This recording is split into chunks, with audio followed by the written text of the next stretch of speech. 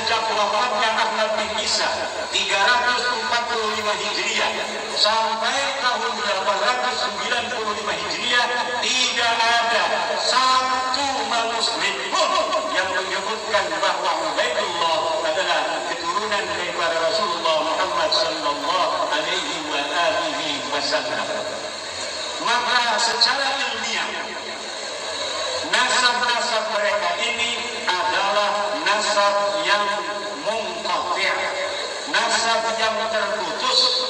Bisa dikatakan nasabun maudhu'un, bisa disebut nasabun dha'ifun jiddan, bisa juga disebut nasabun batilun ghairu sahih. Bismillahirrahmanirrahim. Allahumma sholli ala sayyidina Muhammadin wa ala alihi wa sahbihi ajma'in, amma ba'du. Jalana wa iyyakum min ahlil khairi was sa'ada fid din wa dunya wal akhirah, amin Allahumma amin. Ini mungkin tidak banyak diketahui. Jadi orang-orang yang mengikuti perdebatan ini sudah terbawa terlalu jauh, lalu merasa sebagai hakim untuk memastikan nasab Ba'alawi. Bermodal tidak ada kitab ulama nasab di zamannya yang menulis, lalu dikatakan awalnya belum terbukti secara ilmiah oleh Ki Haji Imaduddin. Lalu di ceramah berikutnya itu sudah bukan tidak terbukti secara ilmiah lagi, tetapi secara ilmiah dinyatakan nasabnya batil, ghairu sahih, maudhu, palsu, bahkan maksimal do'if jiddan, sangat lemah. Jadi kalau ada Ba'alawi yang mengatakan saya adalah keturunan Rasulullah, berarti mereka adalah pendusta. Kalau dia mengatakan saya Habib, di mana Habib maksudnya adalah dzurriyyah Rasul, berarti dia berdusta atas nama Nabi. Ini kalau ikut ucapannya Kiai Haji Imaduddin. Tetapi kenyataannya banyak yang tidak paham bahwasanya cara berpikirnya begini. Misal kita anggap atau okelah sudah valid, tidak ada kitab ulama nasab di abad ketiga, abad keempat, abad kelima, atau abad keenam, abad ketujuh dan seterusnya, menyebut Ubaidillah sebagai putra Ahmad al-Muhajir. Itu fakta. Lalu dari fakta itu Kiai Haji Imaduddin menyimpulkan nasab ini batil. Ingat, itu kesimpulan Kiai Haji Imaduddin. Faktanya adalah tidak tertulis, lalu oleh Kiai Haji Imaduddin disimpulkan terputus, batil, maudhu, palsu. Nah, itu fakta. Jadi fakta yang pertama tidak tertulis. Fakta yang kedua, Kiai Haji Imaduddin beristimbat atau menyimpulkan bahwa itu adalah nasab palsu, nasab batil. Nah, ini kita harus akui, ini harus kita pahami. Sementara ulama nasab lainnya, misalnya Ibnu Hajar al-Haythami, misalnya Az-Zabidi, juga As-Sakhawi al-Mu'arrikh, dari fakta tidak adanya kitab yang menulis nasab tersebut, dari kenyataan tidak adanya ulama nasab abad ketiga, keempat, kelima menulis nama Ubaidillah, mereka tidak menyimpulkan nasabnya palsu, tidak menyimpulkan nasabnya terputus, tidak menyimpulkan nasabnya batil. Bahkan ada ulama yang mengatakan bahwa nasabnya itu sahih. Saya bacakan ini. Bismillahirrahmanirrahim. Inna sadatana Ali Ba'alawi, sesungguhnya sadah Ba'alawi, qad ajma'atil ummatu al-muhammadiyatu, telah sepakat umat Nabi Muhammad SAW fi sairil aqsari wal aqtari, di sepanjang masa dan di semua tempat, ya.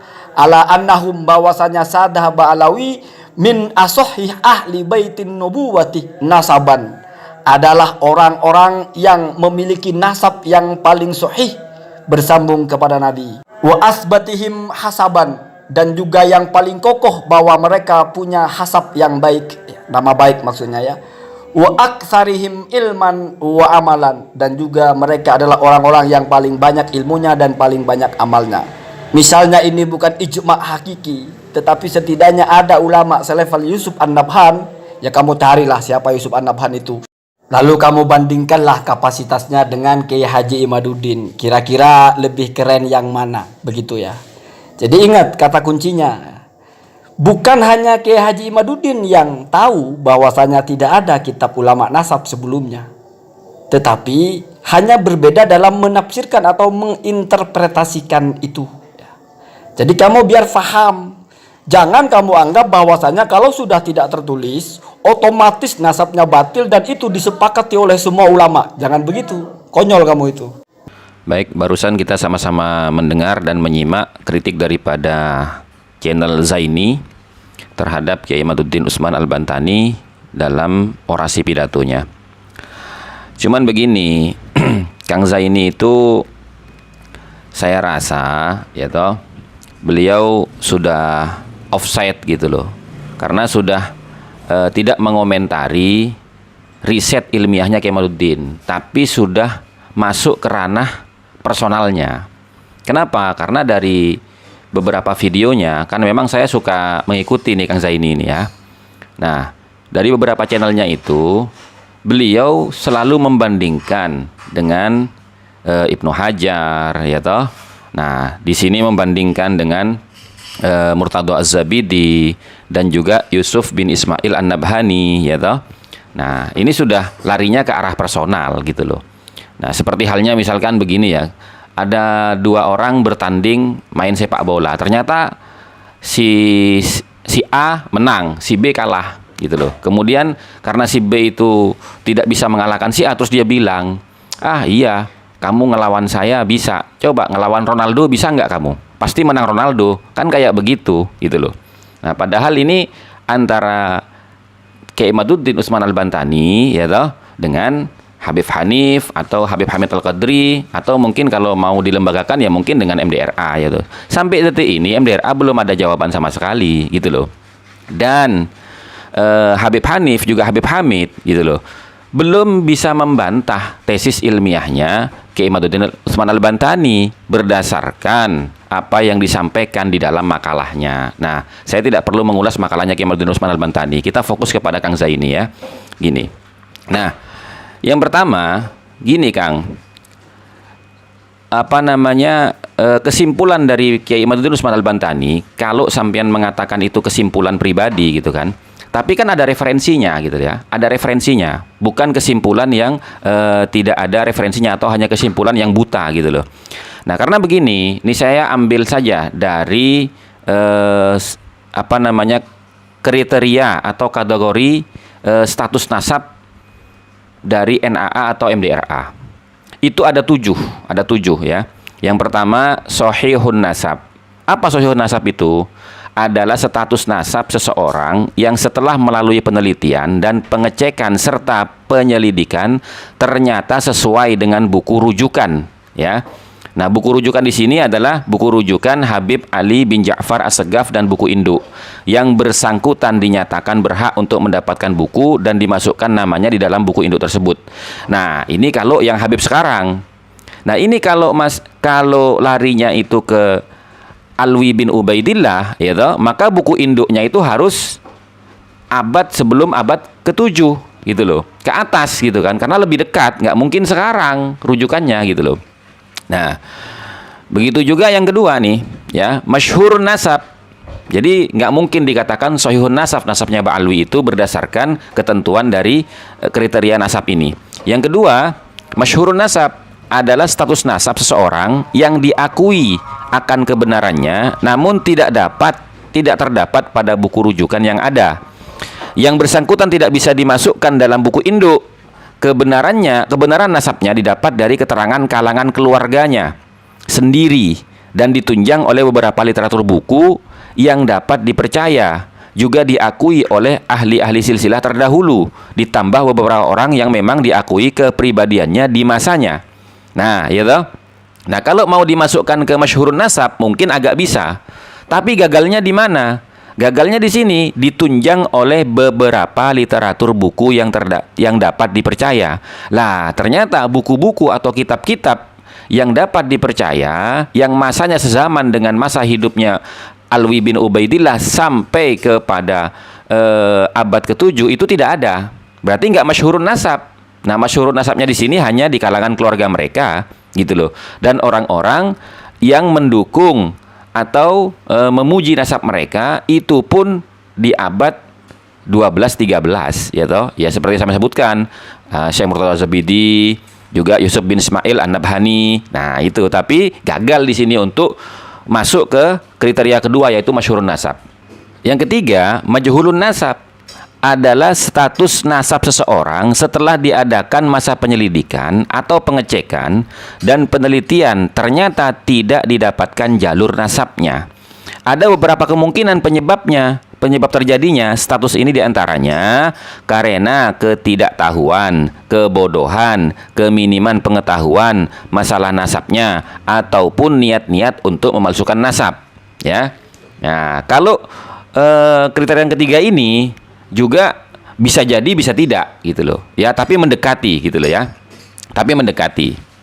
Nah kemudian yang keempat ya, maskukun nasab adalah status nasab seseorang yang diragukan kebenarannya karena di dalam susunannya terjadi kesalahan atau terlompat beberapa nama.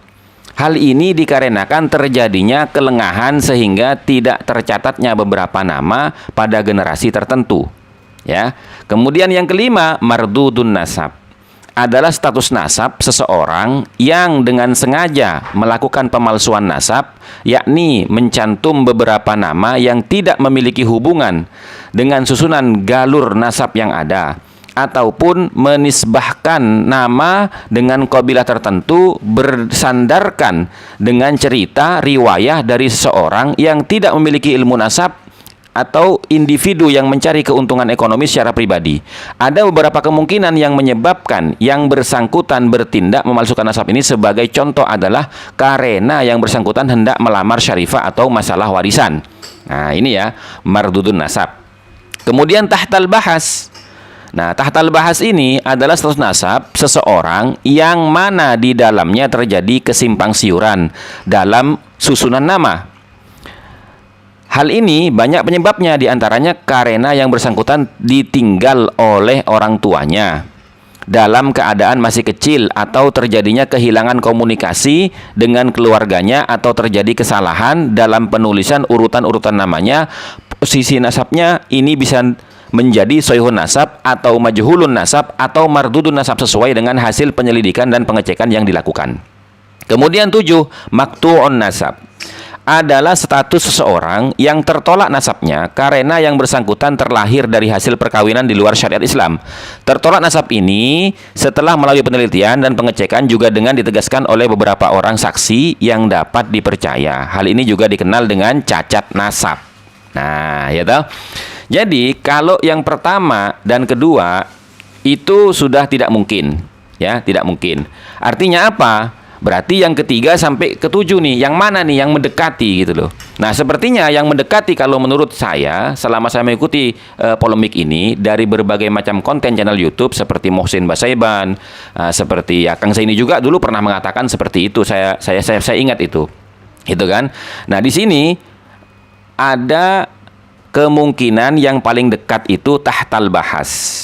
Tahtal bahas juga maskukun nasab gitu loh ya. Juga maskukun nasab dan mardudun nasab. Alasannya kenapa? Satu, karena memang tidak ada riwayat. Sejak 340 tahun masa Ubaidillah sampai 890 tahun masanya Habib Ali Asyakran. Nah, kemudian begini, kita simak video panjangnya Kiai Imaduddin Usman Al-Bantani. Beliau itu ya berkesimpulan itu berdasarkan apa? Tidak adanya manuskrip yang ditemukan ya yang membuktikan bahwasanya catatan Ubaidillah ini menjadi putra Ahmad bin Salim Al-Hajir itu nggak ada, tidak ditemukan gitu loh. Yang ditemukan itu baru ya catatan dalam kitabnya Habib Ali bin Abu Bakar Asyakran yang kita kenal dengan nama Al-Burqatul Musiqah, di mana beliau saat itu ya berkesimpulan bahwa leluhurnya yang bernama Ubaid dengan apa yang dia baca dalam kitab Tarikh Al-Jundi yakni Abdullah itu adalah satu orang, sehingga kemudian dia klaim sebagai leluhurnya. Nah, itu yang baru ditemukan di abad 8. Nah, kalau begitu berarti ini kan tidak bisa masuk kategori sahihun nasab, tidak bisa masuk kategori masyhurun nasab, ya toh? Nah, tapi masuk kategori di bawahnya dari 3, 4, 5, 6, 7. Itu mana yang lebih mendekati? Nah, kalau kita mau mengikuti polemik ini, ya toh, ya jangan ke personalnya, jangan membandingkan Kiai Imad dengan ulama-ulama sebelumnya, ya toh. Apalagi, mohon maaf nih, ya, sampean menyebutkan, ya, Yusuf bin Ismail An-Nabhani sebagai perbandingan tesis ilmiahnya Kiai Imaduddin Usman Al-Bantani, itu tidak bisa dibenarkan juga. Kenapa? Karena Syekh Yusuf bin Ismail An-Nabhani ini di dalam kitab Tabaqatun Nasabin itu tidak termasuk ulama ahli nasab pada abad ke-13, karena beliau kan hidupnya kan di abad ke-13 gitu kan ya. Nah, apabila sampean bersandar kepada Syekh Murtadho Az-Zabidi, ya memang Syekh Murtadho Az-Zabidi itu dalam Tabaqatun Nasabin dia masuk kategori ulama ahli nasab. Nah, tapi kita lihat gitu loh, ya toh. Kitab yang dijadikan hujjah oleh mereka itu, yang disandarkan kepada Syekh Murtadho Az-Zabidi itu kan namanya kitab Raudhul Jali gitu loh. Nah, sementara dalam kitab Tabaqatun Nasabin ini, kitab Raudhul Jali nggak tercantum tuh gitu loh. Nah, jadi kalau mau dibanding-bandingkan, saya juga mau banding-bandingkan nih gitu loh, ya toh. Karena di dalam Tabaqatun Nasabin ini yang tercatat kitab-kitabnya Murtadho Az-Zabidi itu Tajul Arush, ya toh, fi Syarhil Qamus, ya toh. Nah, kemudian yang kedua Idahul Madarik bil Ifsahi Anil Awatik. Yang ketiga Judwatul Iktibas fi Nasabi Bani Abbas, ya. Yang keempat Raudul Mu'tar fi Nasabi Sadati Ali Ja'far At-Tayyar. Yang kelima Ithafus Sayyidil Hayyi bi Salasili Bani Ali. Yang keenam, ya, Rashfuz Zalalir Rahiki fi Nasabi Hadratis Shadiq. Nah, nggak ada Raudhul Jali di situ, gitu loh. Nah, silakan dicek di Tabaqatun Nasabin, gitu. Kalau mau banding-bandingkan, gitu loh. Cuman kan kita husnudzon aja, gitu kan ya. Nah, jadi mari kita kembali kepada jalurnya. Yang kita kritisi bukan personalnya, tapi tesis ilmiahnya. Kalau sudah membanding-bandingkan antara Kiai Imaduddin dengan Ibnu Hajar, Kiai Imaduddin dengan Syekh Yusuf Ismail An-Nabhani, terus Kiai Imaduddin dengan Murtadho Az-Zabidi, itu namanya menyerang personalnya gitu loh. Nggak bisa itu Pak, gitu loh ya. Wallahu a'lam bishawab. Assalamualaikum warahmatullahi wabarakatuh.